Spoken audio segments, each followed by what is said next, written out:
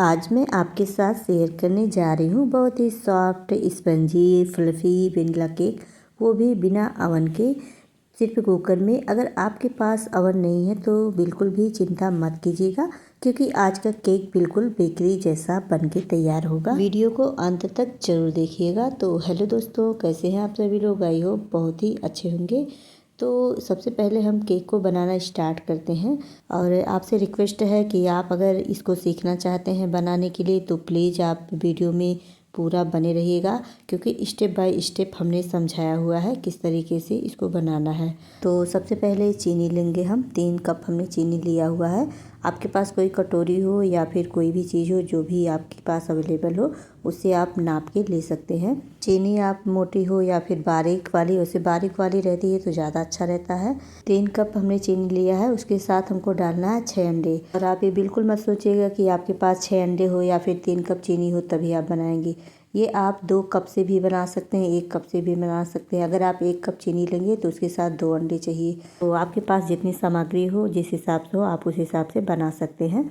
तो ये देख लीजिए, हमको अंडे इस तरह से फोड़ के इसमें डालना है चीनी में, सभी अंडे को जितना हमने लिया है। और आप चाहें तो ये प्रोसेस आप मिक्सर में भी कर सकते हैं, लेकिन हम मिक्सर में नहीं किए हैं।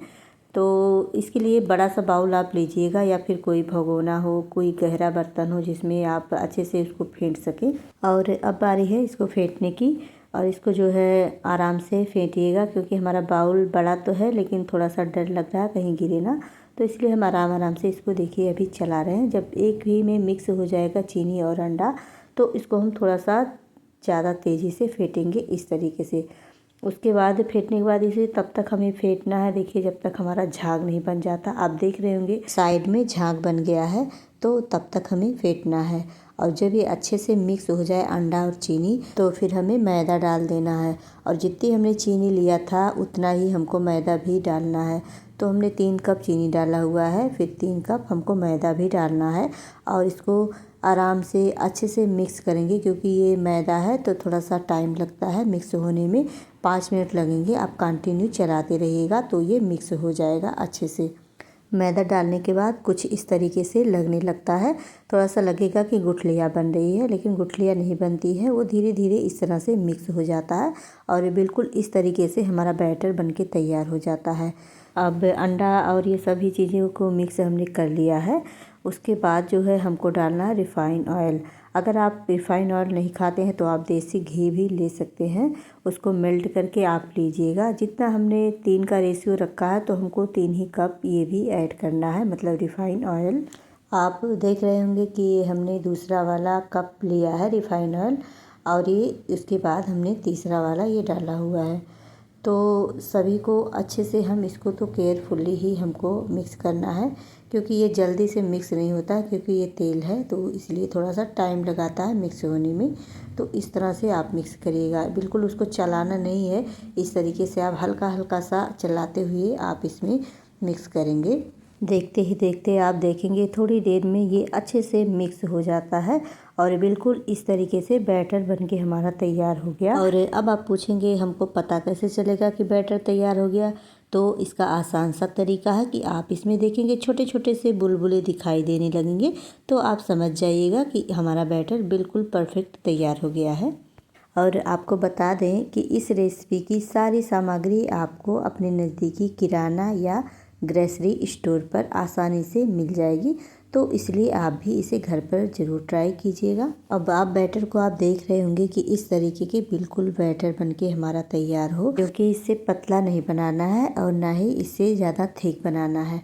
तो अब हम बारी है, सबसे लास्ट में हमको डालना है 1 चम्मच बेकिंग पाउडर।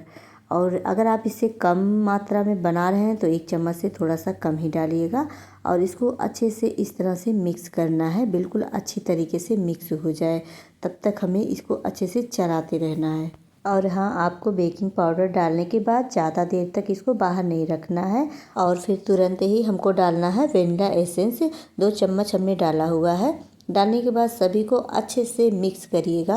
आपको बता दूं कि आप कभी भी केक बनाइएगा तो एल्युमिनियम का बाउल और एल्युमिनियम का कुकर ही इस्तेमाल करिएगा।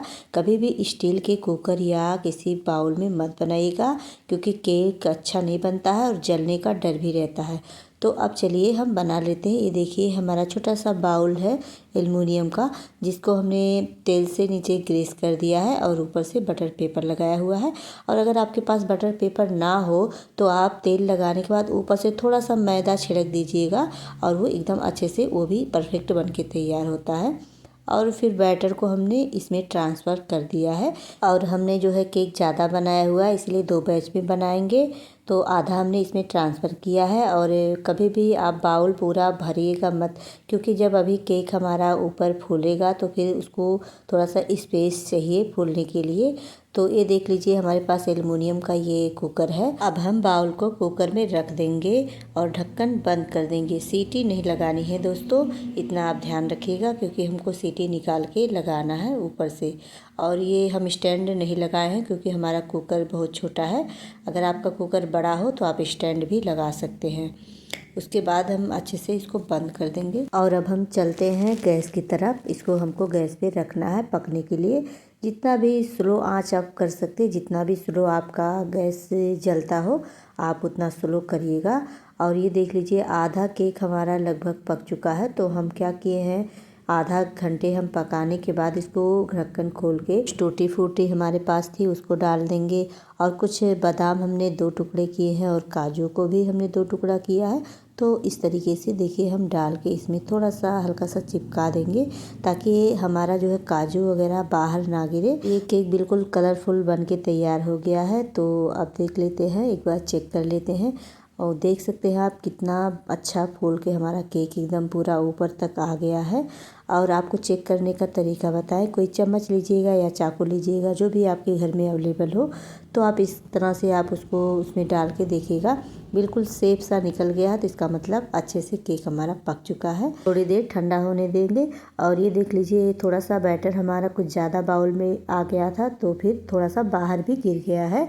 और अब हम इसे ठंडा होने देंगे, फिर उसके बाद ही डिमोल्ड करेंगे। नहीं तो गरम गरम केक रहेगा तो फिर टूटने का डर रहता है। तो ये देख लीजिए हम डिमोल्ड कर दिए हैं।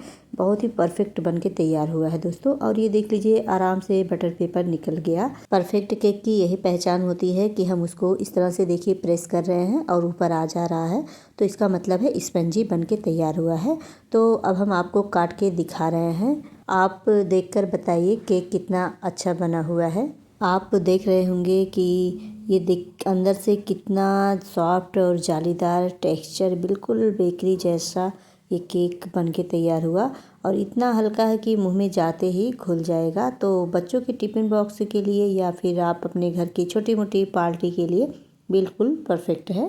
तो फ्रेंड्स, अगर आपको मेरी ये आसान और सॉफ्ट केक की रेसिपी पसंद आई हो तो वीडियो को लाइक ज़रूर करें, शेयर करें और चैनल को सब्सक्राइब करना तो बिल्कुल भी मत भूलिएगा। फिर मिलते हैं कोई आसान सी रेसिपी लेकर, तब तक के लिए बाय बाय, टेक केयर।